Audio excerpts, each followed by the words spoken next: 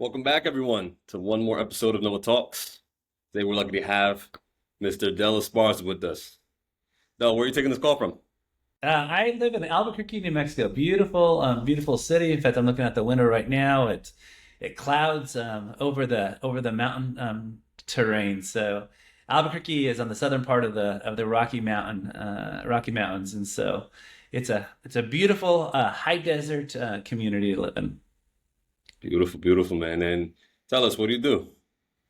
So I'm the CEO and founder of Esparza Digital and Advertising. So we've been doing this for 25 years. Founded in April of 2000. So we just celebrated our 25th anniversary, and so it's been quite a ride. And certainly when it comes to advertising and marketing, it has evolved so much in the last 25 years. It's evolved so much in the last 3 years, and so it's probably changed more in the last 3 years than most industries change in a lifetime. So it's been quite a ride. It's been a fun ride. I can only imagine. I'm very excited to have this conversation with you because I have so many questions regarding those changes specifically. I mean, I've seen them myself, and I'm not even in advertising per se. Um, but just how media, how money moves now is so much different than what I can imagine 25 years ago. Um, Yeah, is there a specific it's definitely vertical? changed. I'm sorry, say again. Is there a specific vertical that you work with in advertising? As far as industry verticals, we work with a pretty diverse portfolio. We have everything from healthcare clients. We have clients that work in the finance space, credit unions, utilities, casinos. So a broad array, higher education, a broad array of clients. And at the end of the day, our tagline as far as digital and advertising is delivering certainty. And so, regardless of whether you're in higher education or whether you're a casino, it's first of all defining what that certainty is. What is your goal and objective that we need to accomplish? And then we work steadfast on delivering that. And so, we're constantly reporting on progress toward that certainty, and we want to be held accountable accordingly. So, if a client has a certain goal or objective or what we call certainty, we want to make sure that we're achieving that and giving them a high return on their investment. Gotcha. So what are some KPIs you tend to look for to kind of ensure success?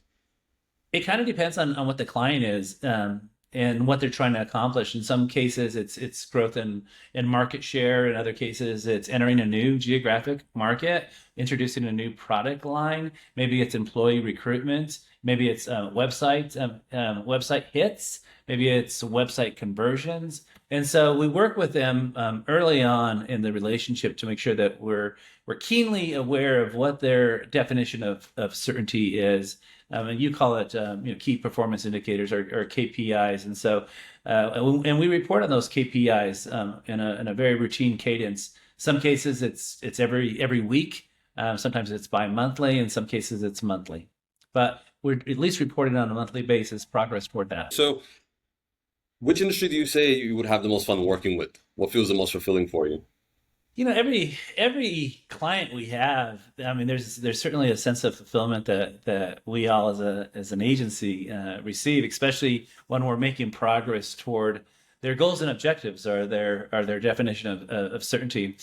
Some of the fun clients are the direct to consumer type of clients where we can be very provocative and fun and tap into an emotion and prompt an action that wouldn't normally take place. And so, doing work with the state fair is always a lot of fun. But we also, we have credit unions as clients as well. And as long as a client, from a profile standpoint, has a budget and has the courage to zig when everybody else in their category is zagging, we can really make a difference. And so we like to be as disruptive as we possibly can and definitely stand out. And so it takes courage for a client to be willing to do that. It's not always the case, but a courageous client's certainly a great client and consequently a fun client. Well, in this day and age, being able to go against the grain is almost like the only option. It's the only way to stand out. Well, the amount you said earlier, you're not in advertising. Really, kind of you are because you consume advertising and you form an opinion based on whether you like it or whether you don't like it. So you somewhat are. In many cases, will seek out focus groups or feedback sessions from people who consume our advertising because we want to make sure it's something that resonates, something that connects, and something that again that prompts an action that wouldn't normally normally take place. But yeah, it's an ever evolving industry with media tactics that change almost on a daily basis. We have new social channels that are coming up and being introduced to our industry. At least weekly, certainly when you incorporate artificial intelligence and how quickly artificial intelligence is being adopted by our population and how they're Mhm. using it. We're using it quite a bit in our industry, but we're also using it to help with our search engine optimization, with voice search, and so we're certainly using artificial intelligence on a daily basis. It touches every piece of our operations. Yeah, it's hard not to be the case at this point. But quick question. I'm assume though that you are founder of Esperanza Digital and Advertising, but Yes. it is it is hard to believe that you would be in your own business for 25 years. Did you first start with a company before you began as Esparza, or what's the story behind that? Well, I'm flattered that you think I'm that young where that's the only job that I had. But no, actually, I have a very interesting and eclectic background. I've worked with a lot of different industries. My degrees are in finance and economics, and after college, I worked for IBM Corporation. I then moved and transferred my profession my professional career to oil and gas. I worked for Conoco Oil and Gas at their corporate headquarters in Houston. And then I moved back to Albuquerque. I grew up in Albuquerque, wanted to move back, and there was a very large healthcare corporation that was based here in Albuquerque. And I got into their healthcare operations, and at that time I oversaw multiple states. They had thousands and thousands of healthcare facilities throughout the country, and I was in charge of New Mexico, Texas, and Colorado, and overseeing those facilities. That company got bought out by another company that was based out of Alabama, and they wanted to move me to Alabama. I didn't want to move. My family's here. I felt rooted in Albuquerque, and I wanted to stay. And so the corporate communications director at the time had run a small design firm before, and she asked me if I'd be interested in partnering with her, and I did in 2000, April of 2000. And at the time, the name of the agency was Esparza King Advertising. And in 2004, she moved to New York, and I bought her out, and it just became my agency. And so it has since evolved. It went from Esparza Advertising to, down around 2015, 2016.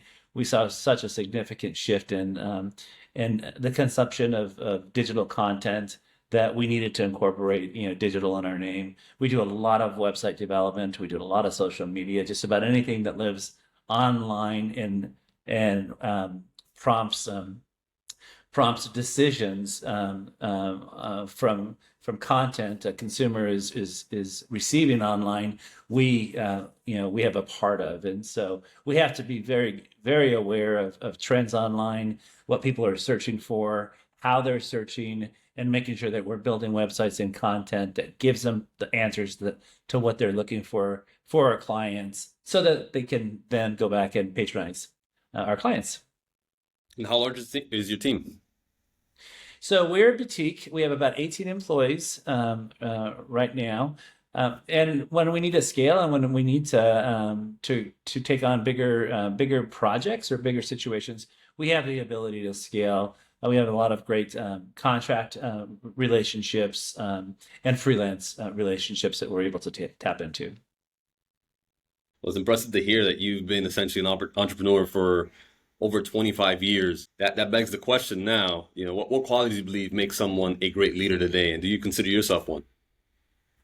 Well, I don't think you ever. I would never define myself as a great leader. I think that that's almost like a ship that leaves the port, but you never reach a destination. I mean, Hmm. every day is an opportunity to learn how to build your culture, to make it stronger, how to recruit and retain and motivate your employee base, how to establish a vision that cascades down and touches every single employee so they understand what their role is in achieving the vision of the company, and being able to articulate that in a real motivating fashion, and having systems in place that also hold your team accountable for making progress toward those goals and objectives you set as an agency. So, do I consider myself a great leader? I consider myself a leader that's constantly learning, and I think every day you try to be better than the day before. Awesome. I think I'm going to have to ask the employees themselves to hear their actual thoughts as well. Get some insider info. No, but I can definitely see that you are a leader to all within your team.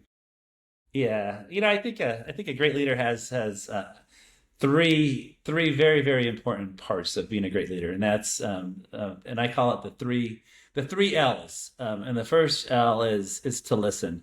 Don't assume anything. There's so many times in my career I've assumed things, and in reality, some of my employees and some of my teammates they're dealing with battles I don't even know, both professionally and personally. And so, my role is to provide them with the resources to be as successful as they possibly can, and not just at work, but also at home. And so, I really try to understand the dynamics of my team. So, and help them because if they're struggling at home, they're going to struggle at work. And so, it's ensuring that you're fostering an environment that is truly that work life balance, and it's not just words on a handbook, but it's something that is part of your culture. So listening is the first L. I think so.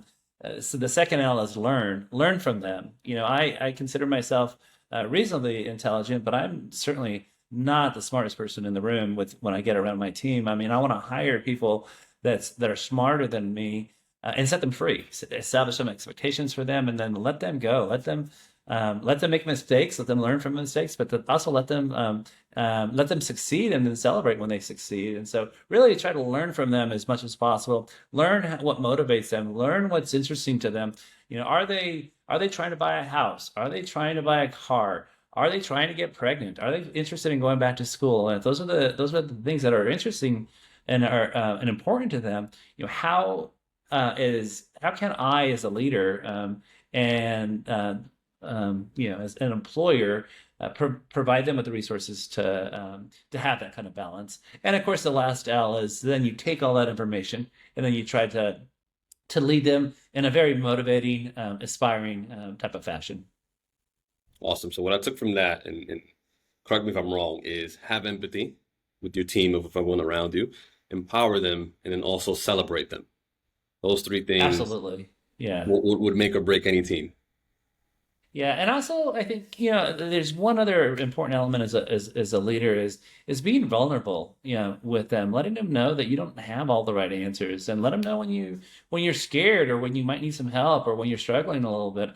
I think that sense of vulnerability, so often, and I made this mistake early in my career. I put so much pressure on myself that I felt I needed to know everything. I needed to always have the right answer. I needed to always, provide the right guidance. And in reality, that's not the case. Uh, great, uh, great leaders are able to be vulnerable and surround themselves and build other great leaders that help lift them up. You would think that a leader would be the strong pillar, the person people look to for advice, and it's almost contradictory to be vulnerable, but you're saying the opposite, that that is what empowers. Yeah, absolutely. I think when you're vulnerable with your team, especially if you have a safe environment where everybody feels like they can be vulnerable, it tends to coalesce a team around you as a leader. They want to support you. They want to help you because if they feel that that's reciprocated on their end as well when they're vulnerable, it actually just elevates the entire organization. Switching gears a bit, I know earlier you had mentioned you utilizing AI tools on a daily basis within your company. I would love to know how different things were just 5 years ago versus now, and what are some strategies you're using, what are some tools you're using to kind of put you ahead of the game. Yeah, well, I mean the 800-pound gorilla, the one that most people talk about, and the one that's probably one of the most intuitive and gives the most it gives good information is certainly open AI. That's been around for almost 2 years now. But so you use the 3 year window. I mean, 3 years ago, we were doing research online. We were subscribing to all sorts of research models. We were trying to, do a lot of, focus groups and feedback sessions. Now with AI, there's so many tools out there. We can do syndicated focus groups and get, and identify a demographic that we need feedback from, solicit that, that demographic online and get feedback almost in real time and at a tenth of the price that we were paying before. So, I mean, there's tremendous efficiencies in that. We're using AI tools like Perplexity and Jasper for content creation, primarily in copy or in research, sometimes image creation as well. We're using tools like Runway to develop a video content. We're using voice AI like 11 Labs, which we think is probably the best one. There's another one called Murph that exists out there that we think is good as well. We tend to go back and forth with them with AI voice. It's a year ago, AI voice was probably a little too robotic. It's really it's definitely improved significantly, and it'll soon take over voice talents in many cases. Yeah, just to drop a little note in there, our parent company Nova Echo also does voice AI, and the we've been in business now close to 2 years. I think by the time this comes out, we'll already have 2 years, and the vast improvement in the technology is something that's unexplainable. And now you have voice AIs that sound indistinguishable to a human that can automate so many tasks. So definitely, Oh, absolutely. yeah, yeah, yeah. Especially, and I'm sure I mean, you have such a credible and recognizable organization. Using AI for chats, for frequently asked questions, and it's reached a point where it was obviously very obvious in the past that it was a bot that was answering. Now the technology exists where that's not always the case, and it's not always recognizable that it's not a person. And I think that's only going to continue to advance, probably through your organization and certainly a few other cutting edge organizations that are in the forefront of the AI evolution. Sure. I also want to know, how do you go about blending those tools and mixing them with your current strategies and your current, I guess, marketing processes? Yeah, so I mean, it's all very, very integrated, and so it's not like, okay, we're going to use this for this, and this campaign. We're going to use this for this campaign. It's all extremely, integrated, and we're also very transparent with our clients of when we use it and when we're not going to use it because we want to make sure that they are comfortable with the fact that AI is being used. But typically, what we do, and we're developing our marketing strategy and really outlining and coalescing around the definition of delivering certainty for that respective client. That's when we decide, what tools are we going to use in order to deliver on this certainty? What makes the most sense based on their budget, based on their goals and objectives, based on their aesthetic style, based on their brand. What makes the most sense? At which point we'll meet as a creative team and have a pretty rich conversation about what tools make the most sense. But 99% of creative output that's coming out of our agency at this point has touched AI at some point. So I hear that you had mentioned Runway and Perplexity and all these other tools. With how quickly things are improving, do you see a near future where there's going to be software specifically for digital marketing and advertising that's AI that you guys will be able to plug into? A complete I full set software.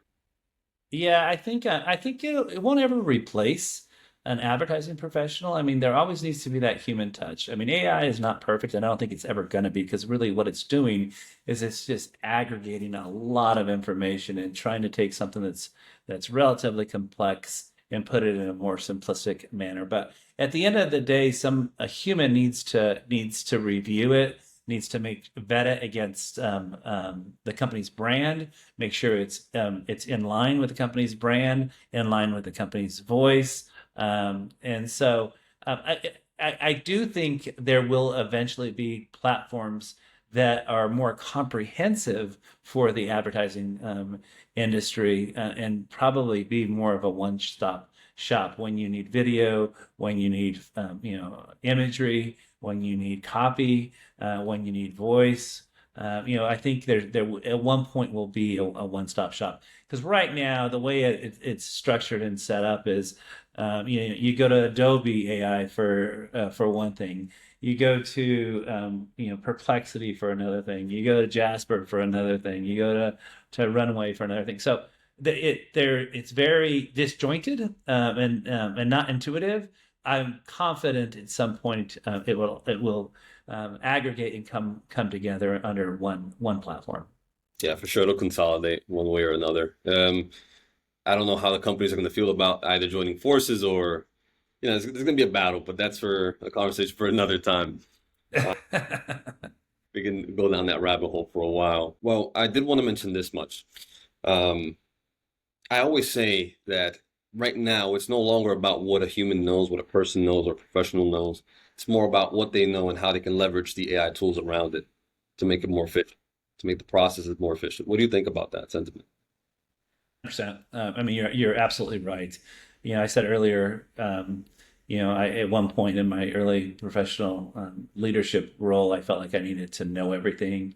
I needed to be the expert. I needed to be the smartest person in the room, and the amount of pressure that put on me was enormous. Now, it's not about what I know per se. It's what tools do I have access to in order to provide me with the kind of knowledge and direction in order to provide the best counsel and advice for my team and for my clients alike.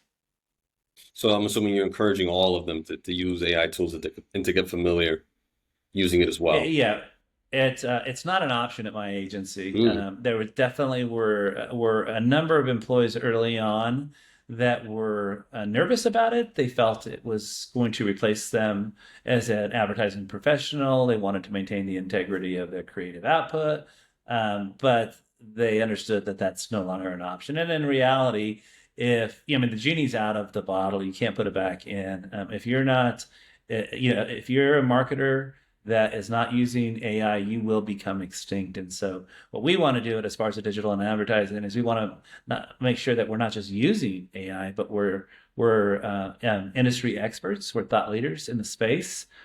We present on AI tools throughout the country, on what we feel is the most robust, what we feel is going to deliver the highest return, and what we also think is going to be around for the next 5 years. Because you talked about, you used the word consolidation earlier. Not every AI platform, regardless of whether it's good or not, is going to be around in the next 5 years. There is going to be some consolidation, and so that will be happening over the course of the next 5 years. So you want to make sure that you're aligning yourself with the industry leaders that you know will be around in the next 5 to 10 years. Now that you mention that, can you see any parallels between where we currently are in the age of AI versus the dot-com bubble back in the late 1900s and early 2000s? Back when you weren't even born yet, probably, Hamley. Yeah, I lived through that. It was. There was definitely some parallels and there were some similarities. There was a tremendous amount of .com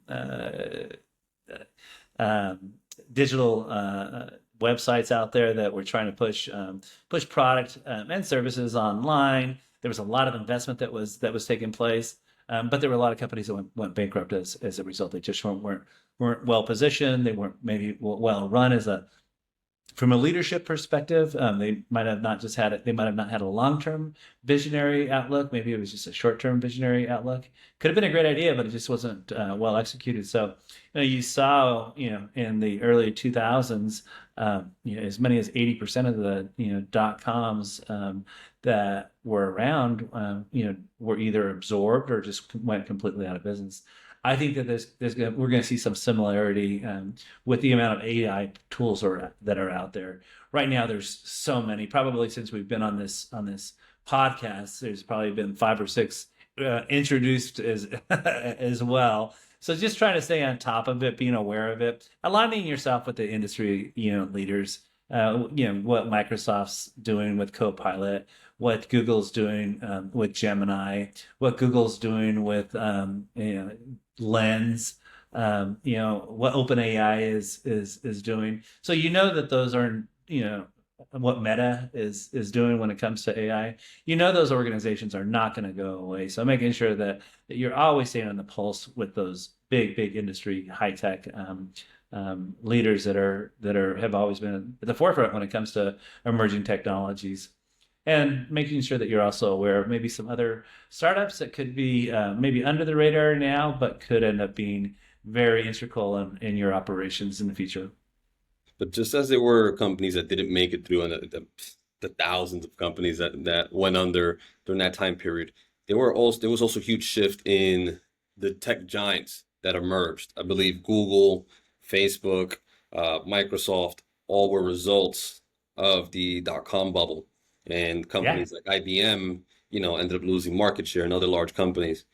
Do you think there's going to be an opportunity for AI companies to do the same, or does Google and Meta and Tesla and all these companies have such a strong hold on the economy that that's no longer an option? No, I think they're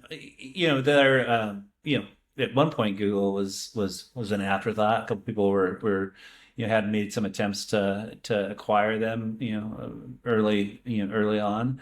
I think Yahoo might have I been one of them. Now that I think about it, Yahoo was yeah, I think there were a number. I think Oracle was also interested in looking at them and acquiring them. And to Google's defense, at the time, I thought, gosh, that's a lot of money. And we're talking billions and billions of dollars. That's a lot of money to walk away from. But they believed in what they were building, and it certainly has paid off for their shareholders and for their key executives and for their employees alike. So yeah, I think that there's always going to be room for a startup that has a true point of differentiation that is zigging when everybody else is zagging, but is also solving a problem that exists out there that nobody else has really solved. And so I think there's always opportunity for that. It's whether it's I've been in this business long enough where I've seen a lot of great ideas that have never seen the light of day. And what it always boils down to, Hamley, is proper leadership. And we talked about leadership earlier. If there's not proper leadership, outlining a proper vision and a proper marketing plan that's well funded, then very few companies, survive. yeah, you took the words right out my mouth. I was going to mention, I don't know how I forgot to mention Apple in that whole conversation, but right away, Steve Jobs came to mind. And what's funny about that is that both leadership and advertising came to mind, because not only was he a great visionary and a great mind, his brand is what really helped Apple and their products take off to the next level. When he redefined what the iPhone looked like and what that did for humanity, Yeah. you can really tie it right back down to the marketing aspect and the leader behind the company. So, Yeah, I mean, whether you like Steve Jobs or not, I yeah, mean, he took Apple out of the basement. I mean, Apple was on the verge of bankruptcy, and his position of think differently was a integral part of their organization, of their culture, and how they operated, and how they thought everything had to be different than what their competitors were doing, and that included innovative design of their products, great advertising, to your point, engaging advertising, and resonating with a demographic that had the resources to buy an Apple product, because they were a premium product, but they have developed such a loyal following, and now one of the largest corporations in the world. yeah, to this day, over 20 years since the re-innovation of the iPhone, it still has a cult-like following where you Yeah, it need to does. Yeah. have, if you don't have an iPhone, you're almost an outcast. It's very interesting to Yeah. see how that works. And it all does go right back to that marketing aspect, because now everyone, I guess, assimilates to that culture. Oh yeah. Oh yeah. If you don't have an Apple phone or an iPad, you're one of the other ones. You're one Yeah. of them. I happen to be one of the other ones, and I get called out all the time. It's like, hey, when are you gonna get You're an one of album? them. I'm one of those. I'm an outsider, an outcast. But and it's funny because now I also sort of identify with that role as well. And it's almost, I got kicked out of the cult, and now I refuse to kind of join the product. Although I love Apple products. I'm on a MacBook now. I've had AirPods, but it's just very interesting to see how much marketing and advertisement and personal branding can actually do on a grand scale. You know more than I do when it comes to the emotion behind products, and that you're selling emotion more than you are selling a physical thing or a Right. service. You're selling Yeah. like an Well, it's experience. that's the essence of proper branding is uh, a great brand's going to be able to tap into an emotion, and their followers want to connect with that brand on a deep emotional level and want to become ambassadors of that brand. And that's certainly, Apple is a case study for exactly that. I mean, if you have an iPhone, odds are you have a Mac computer. Odds are you have earbuds. Odds are you have an iPad or multiple iPads.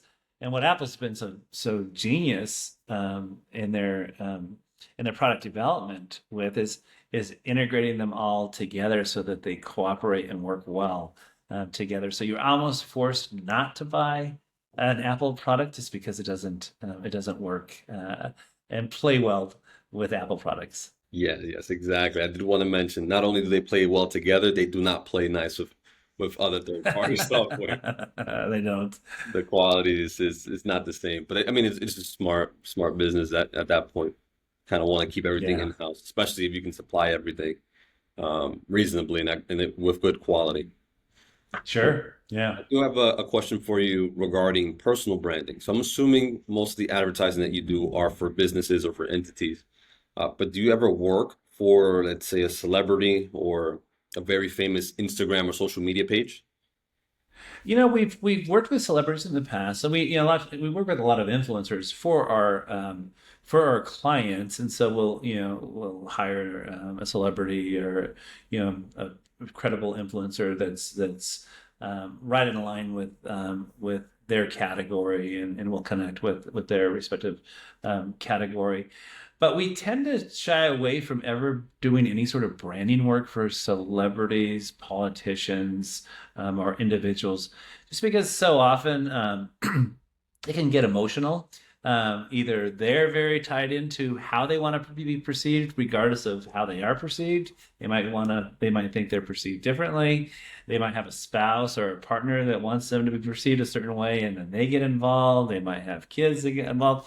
It just becomes uh, I've learned from the in the from plenty of battle wounds that it's probably better to shy away from trying to work on a brand for a particular individual. Well, the reason why I ask is I would like to know if you have any piece of advice on how someone will go about building a personal brand, in 2025. Yeah, I think it's building up. At the end of the day, it's really hard to say you're building a personal brand because a brand is kind of like the essence of who you are. So it's more just defining, okay, who am I? What do I like about myself? Where do I want to improve?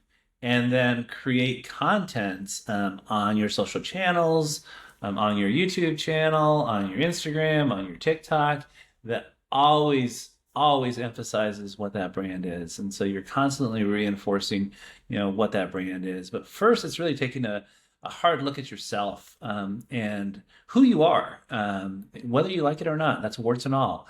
And if it's not where how you want to be perceived, making some progress toward changing so that it is a brand that's being displayed and promoted, aligned with how you want to be perceived. But it also has to be authentic. I mean, you can't. There's nothing worse than somebody trying to come across like something that they're not, because consumers are very, very wise and they can pick up on that pretty quickly. And once they identify that a brand is not authentic, that's not truthful, they tend to disconnect pretty quickly.